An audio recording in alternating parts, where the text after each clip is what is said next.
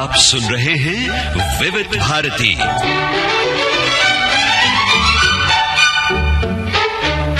नाट्य तरंग में आज हम आपको सुनवा रहे हैं नाटक वारिस का पहला भाग। ये नाटक रूथ और ऑगस्टस गोइड्स के द एरिस नाटक का हिंदी रूपांतरण है। रूपांतरकार ललित सहगल, निर्देशक सत्येंद्र शरत, प्रस्तुति विविध भारती की। तो सुनते हैं नाटक वारिस का पहला भाग।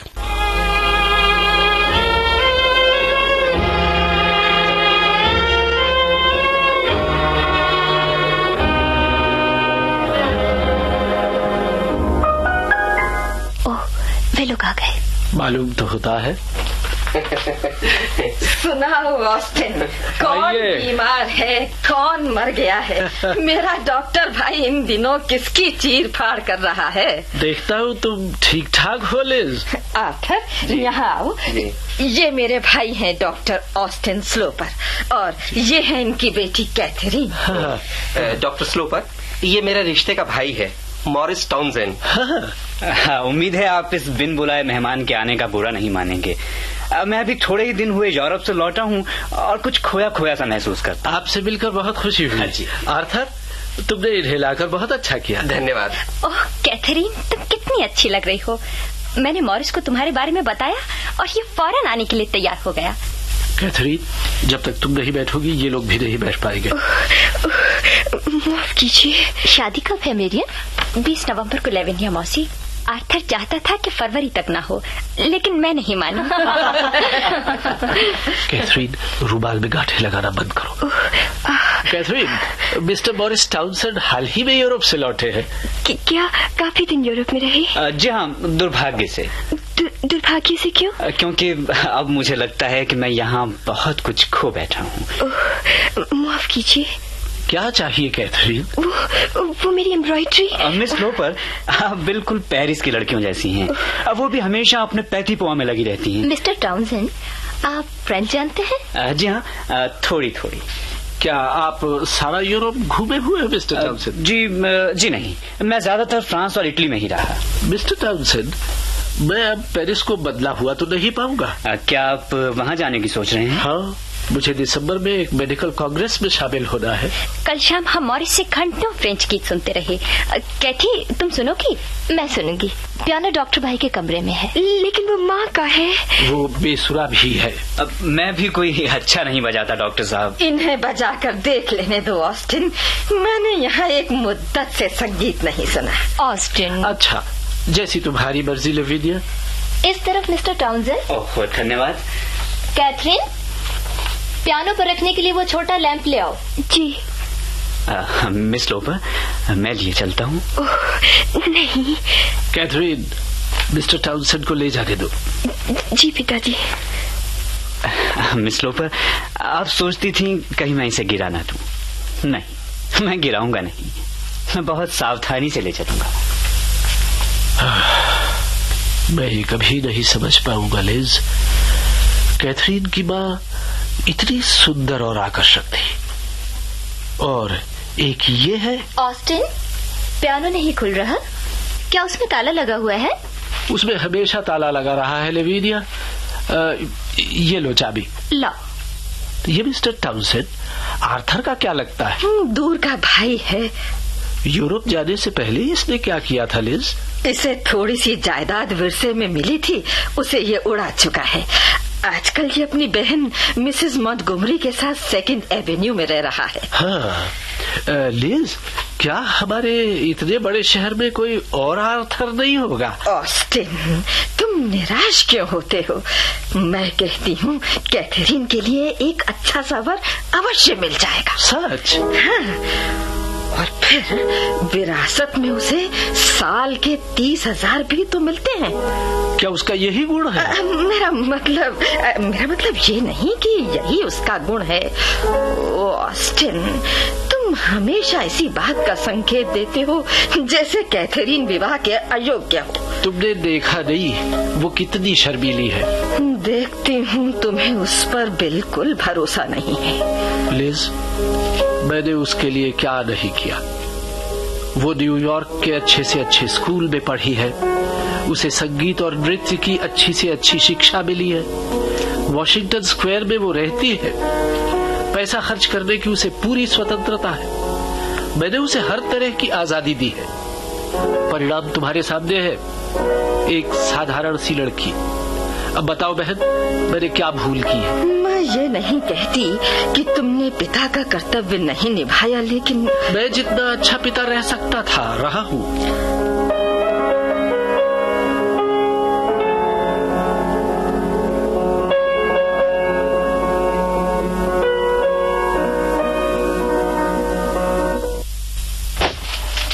कैथरीन।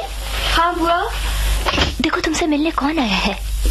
ओह, आप मिस्टर टाउनसेंड। मुझे डर था कि कहीं आप आए ही नहीं। मुझे किसी न किसी समय तो आना ही पड़ता मिस्टर टाउनसेंड। मैं यहीं रहती हूँ। मैं जानता हूँ मिस लोपर, तभी तो मैं यहाँ हूँ। मुझे वो कविता मिल गई है जिसके बारे में मैंने उस दिन आपसे कहा था। अच्छा। देखिए मैं भी कितना भुलक्कड़ हूँ। बाहर हॉल ही में छोड़ाया, अभी लाता हूँ। मैं तुम्हें उसके साथ अकेला छोड़ देती हूँ।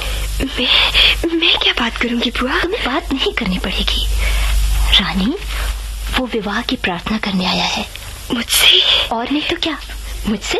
बुआ, रात मैंने इसकी नकल तैयार की थी। मैं बेचैन था इसलिए सो नहीं सका। मिस्टर टाउनसेंड जी माफ कीजिएगा, मुझे बहुत से काम है। आशा आपके फिर दर्शन। आप जब आज्ञा देंगी मैं चला आऊंगा। कैथी, रात पार्टी पर जाने से पहले आराम करना ना भूलना। हाँ बुआ। मुझे सुनकर बहुत दुख हुआ कि आप पार्टी में जा रही हैं। मैं किसी पार्टी में नहीं जा रही मिस्टर टाउनसेंड। मैं और पिताजी मिस्टर और मिसेस होम के साथ खाना खा रहे हैं, बस। ओह, आप कितनी अच्छी हैं। एक बात बताएंगी मिस लोपर? जी। क्या आप मेरे आने के ख्याल से ही बाहर चली गई थी? जी हाँ। क्या आपको मुझसे मिलना पसंद नहीं? नहीं, ये बात नहीं है, लेकिन आप इस हफ्ते इतनी बार आए हैं। क्या आप मुझसे तंग आ गए? नहीं, वो... आपको मेरा आना जाना ठीक नहीं लगता? मुझे नहीं मालूम। मैं उलझन में पड़ गई हूँ। फिर ठीक है, अगर आप उलझन में पड़ गई हैं तो आप मेरे बारे में सोच रही हैं, और यही तो मैं चाहता हूँ कि आप मेरे बारे में सोचें। क्या? जी हाँ। एक बात और पूछूं? जब आप अभी अभी आई थी तो क्या आपको आशा थी कि मैं चला गया हूँगा? यही वो कविता है? हाँ, इसे तो मैं भूल ही गया था। देखिए ना, जब मैं आपके साथ यहाँ होता हूँ तो सब कुछ भूल जाता हूँ। ये लीजिए, इस कविता में वही बातें हैं जो मैंने आपसे पिछली बार कहनी चाहिए थी। मैं पढ़ सकती हूँ? नहीं, अभी नहीं। अकेले में पढ़िएगा, तभी कविता आपसे बहुत कुछ कहेगी। जब मैं आपकी खिड़की के नीचे खड़ा हूँ उस समय आप इसे पढ़ें। मिस्टर टाउनसेंड, आप ऐसा न कीजिएगा। लेकिन मिस स्लोपर, मैं अपने आप को कैसे रोकूं? मैं आपके बारे में हर दम सोचता रहता हूँ। मुझे ऐसी बातें करनी नहीं आती। मुझे भी नहीं आती। मैं बातूनी नहीं हूँ मिस लोपर। आप तो बहुत अच्छी तरह बात करते हैं। लेकिन जब मैं आपके पास होता हूँ तो बिल्कुल नहीं कर पाता। हाँ, जब मैं आपकी बुआ मिसेस पेनीमैन के साथ होता हूँ या अपने कमरे में होता हूँ तो बहुत बढ़िया बातें सोच लेता हूँ, लेकिन यहाँ आपके पास मैं बिल्कुल बेवकूफों सा बैठा रहता हूँ। मैं तो ऐसा नहीं समझती। तो फिर मेरी हालत पर तरस खाइए। कैसी हालत? मिस स्लोपर, मुझे आपसे प्यार हो गया। क्या? कैथी, मेरी कैथी। मॉरिस, कोई आ रहा है। कैथरीन? जी। कहाँ कैथरीन? ओह, मिस्टर टाउनसेंड, कैसे हैं आप? जी, आपकी मेहरबानी है। क्या आर्थर भी आया है कैथरीन? कहाँ है वो जोड़ी? नहीं, वे नहीं आए हैं पिताजी। जी, मैं अकेला ही आया हूँ। मैं आपको और मिस स्लोपर को पिछली दावत के लिए धन्यवाद देना चाहता था। वो बहुत छोटी सी पार्टी थी और हमें आपसे मिलकर बहुत खुशी हुई। कभी कभी छोटी पार्टियों में ही बहुत ज्यादा मजा आता है। मिस्टर टाउनसेंड, आजकल आप क्या कर रहे हैं?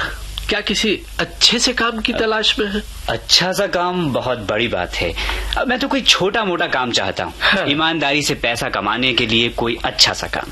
आप कैसा काम चाहते हैं? आपका मतलब है मैं किस काम के योग्य हूँ? हाँ? किसी भी काम के योग्य नहीं। अपने पास तो बस ये 2 हाथ हैं। हाथ के अलावा तो आपके पास बहुत अच्छा दिमाग भी है। मैं आपके बारे में बहुत कुछ नहीं जानता, लेकिन जो भी जानता हूँ उससे लगता है आप खासे समझदार। हाँ, क्या आप मेरे भले के लिए कोई सुझाव देंगे? मेरे पास कोई खास सुझाव नहीं है इस वक्त। वैसे सुना है कि आजकल पश्चिम में बहुत अवसर है, बहुत से नौजवान उसी दिशा में जा रहे हैं। लेकिन मैं वहाँ नहीं जा पाऊंगा। क्यों?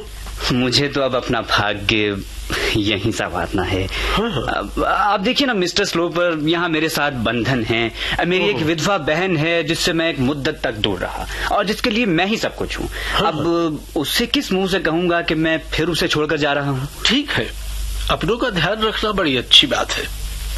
मैंने आपकी बहन के बारे में सुन रखा है। हो सकता है, लेकिन वो बहुत ही खामोश जिंदगी बसर करती है। उतनी ही खामोश जितनी 5 बच्चों वाली एक माँ बसर कर सकती है। जी हाँ, मेरे भांजे और भांजियां, अब मैं उन्हें पढ़ाता लिखाता हूँ।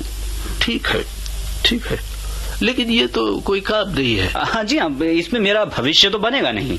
ओ, आपको भविष्य संवारने पर अधिक जोर नहीं देना चाहिए। खैर, मैं आपका ध्यान रखूंगा। कैथरीन, मैं नीचे जा रहा हूँ।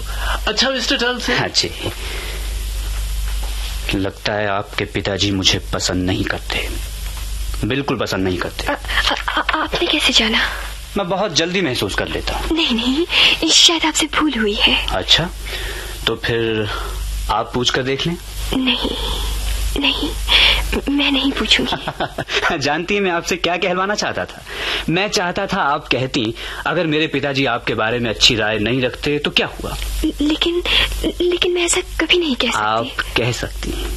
आप उस आदमी के लिए सब कुछ कर सकती हैं जिसे आप प्यार करती हैं। मिस्टर टॉनसेंट, आपको इस तरह की बातें नहीं करनी चाहिए। मुझे ऐसी बातें नहीं सुननी चाहिए। 2 हफ्ते हुए जब मैंने आपको पहली बार देखा था, उस दिन से मुझे पल भर का चैन नसीब नहीं हुआ। मैं और कुछ सोच नहीं पाता। मेरे दिल दिमाग पर आप छा गई हैं। मेरी नस नस में आप समा गई हैं। आप कैसे? मेरा जीवन अब तुम पर ही निर्भर है। तुम वो सब कुछ हो जो मैंने कभी एक औरत में चाहा। लेकिन मैं मुझसे शादी करोगी कैथरीन? मिस्टर टॉनसेंट, बोलो कैथरीन, मुझसे शादी करोगी? हाँ। तुम मुझसे प्यार करती हो? हाँ, मैं तुम्हें प्यार करती हूँ। मैं तुम्हें प्यार करती हूँ। मैं भी हमेशा तुमसे प्यार करता रहूंगा, हमेशा। लेकिन कैथरीन, अगर तुम्हारे पिताजी मेरे खिलाफ हुए, अगर वो हमारे ब्याह के लिए राजी ना हुए तो भी तुम मेरी रहोगी ना, चाहे कुछ भी हो? हाँ मॉरिस, कैथरीन, चाहे कुछ भी हो। मेरी कैथरीन, चाहे कुछ भी हो।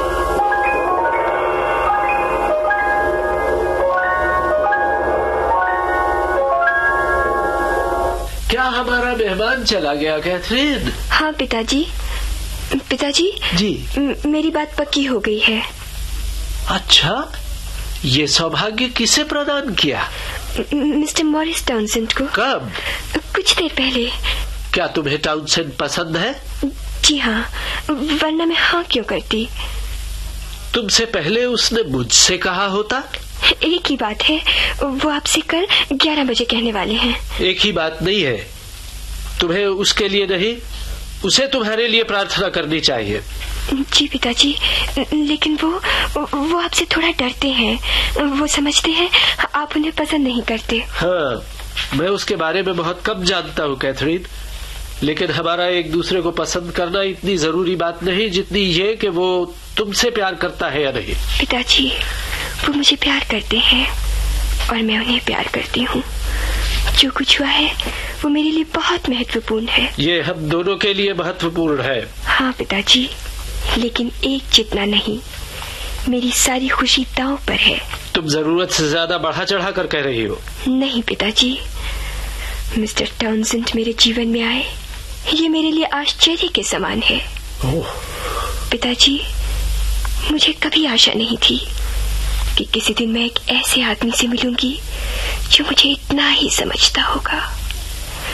ओह पिताजी, क्या आपने कभी इतना सुंदर कोई और देखा है? हाँ, वो सुंदर बहुत है, लेकिन तुम्हें उसकी सुंदरता को इतना महत्व नहीं देना चाहिए। हाँ, लेकिन उनमें हर गुण है, हर वो गुण जो एक औरत चाहती है, और वो मुझे चाहते हैं। खैर, मैं कल उससे बातें करूंगा।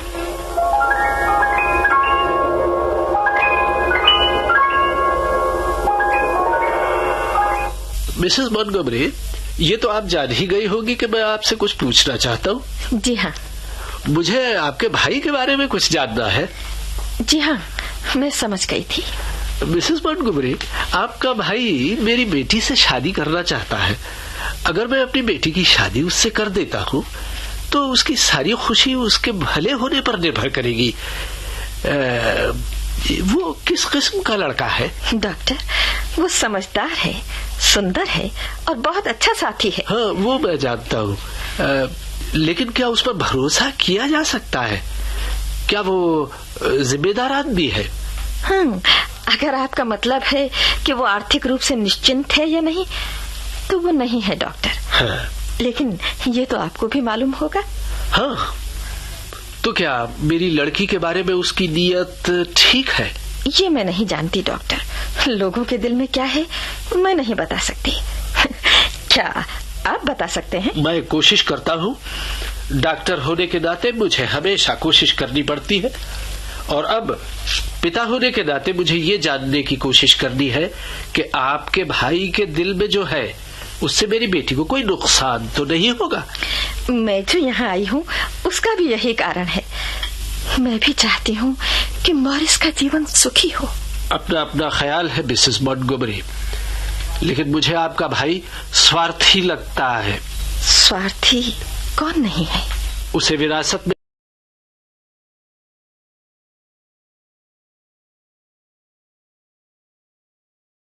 तरह स्वीकार करती हूँ जैसे मैं अपने बच्चों की करती हूँ। आप तो नाराज हो गई। मैं आपसे माफी चाहता हूँ। डॉक्टर, आप लोगों से बहुत ज्यादा की आशा करते हैं।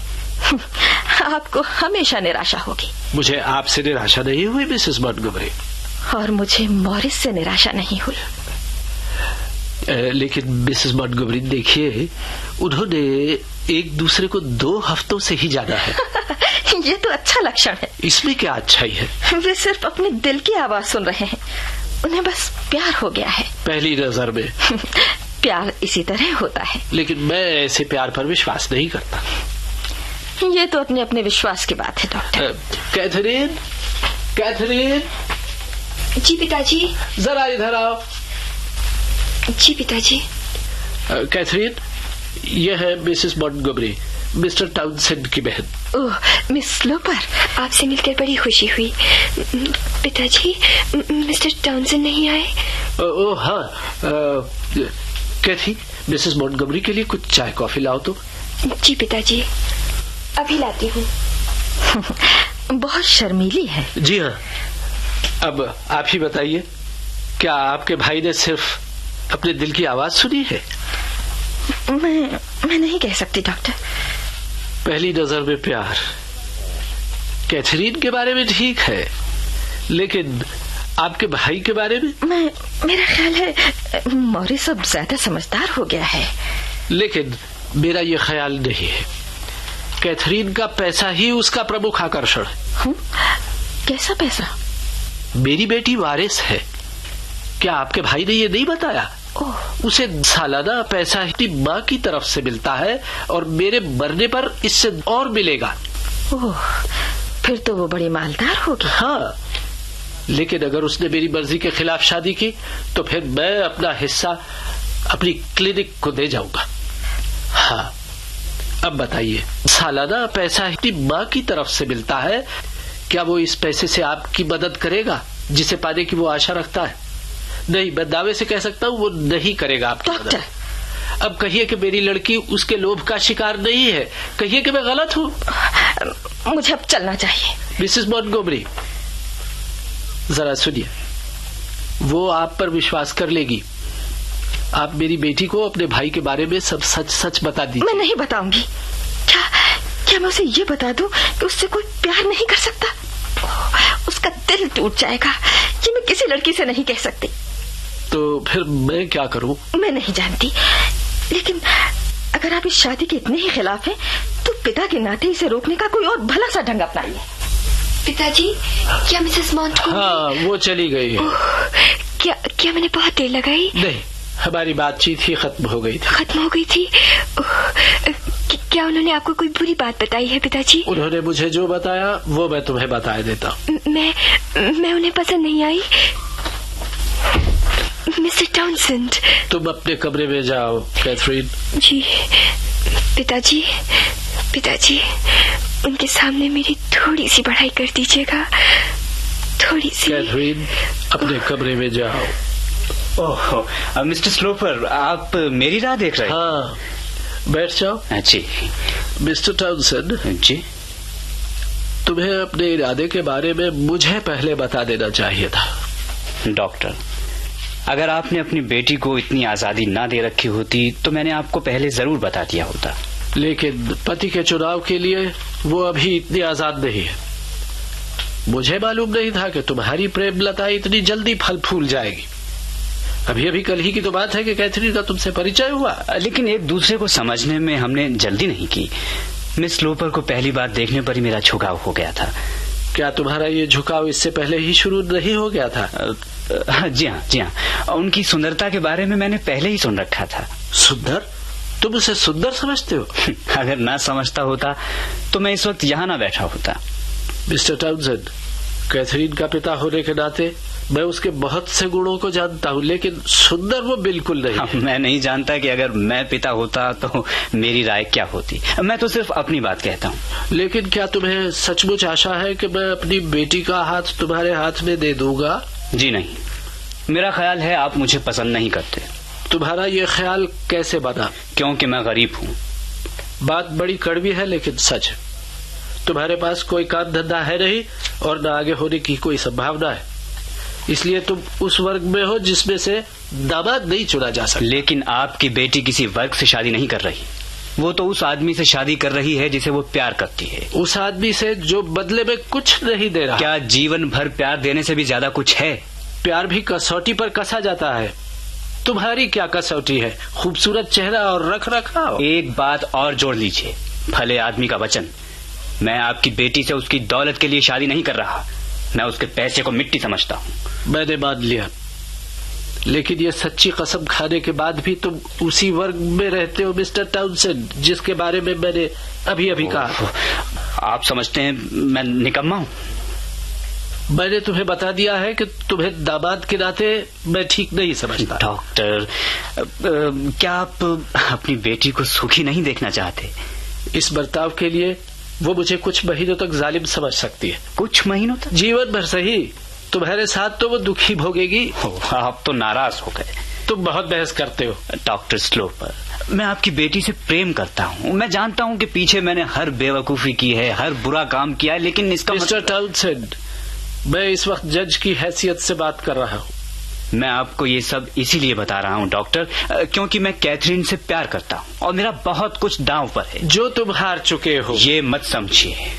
मुझे विश्वास है मेरे कहने पर वो इस घर से बाहर निकल जाएगी और मेरे पीछे पीछे चल पड़े। तुम हद से बाहर जा रहे हो। डॉक्टर स्लोपर, अगर मैं आपकी बेटी से प्रेम ना करता होता तो आज मैं आपकी ये कड़वी बातें कभी ना सुनता। इनसे बचना हो तो फौरन यहाँ से दफा हो जाओ। बहुत अच्छा। ठहरो मॉरिस, ठहरो।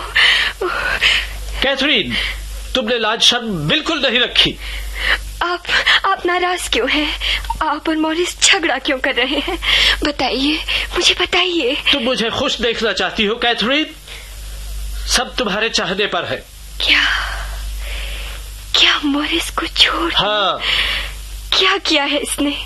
मिसेस मॉन्टगोमरी ने आपको ऐसा क्या बताया है? मिसेस मॉन्टगोमरी मेरी बहन?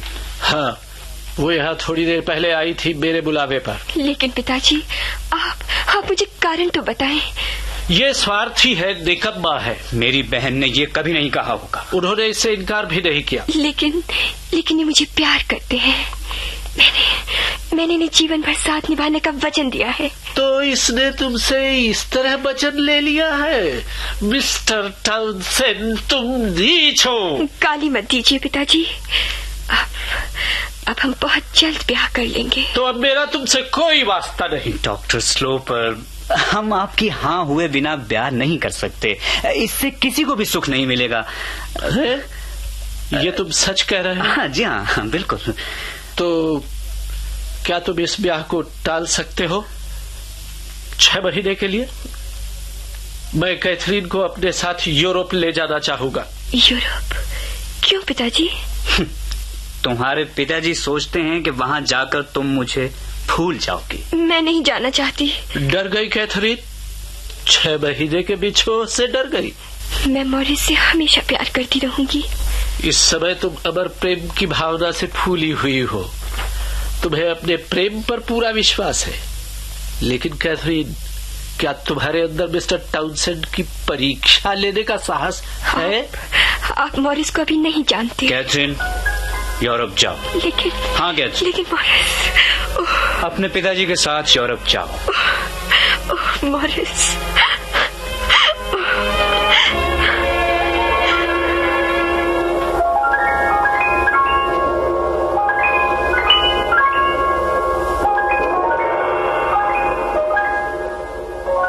अभी आपने सुना नाटक वारिस का पहला भाग। ये नाटक रूथ और ऑगस्टस गोइट्स के नाटक द एयरिस का हिंदी रूपांतरण है। रूपांतरकार ललित सहगल, निर्देशक सत्येंद्र शरत, प्रस्तुति विविध भारती की। इस नाटक का दूसरा और आखिरी भाग आप सुनेंगे कल नाट्य तरंग में। अब आज का नाट्य तरंग कार्यक्रम संपन्न होता है। दिन की भागदौड़ के बाद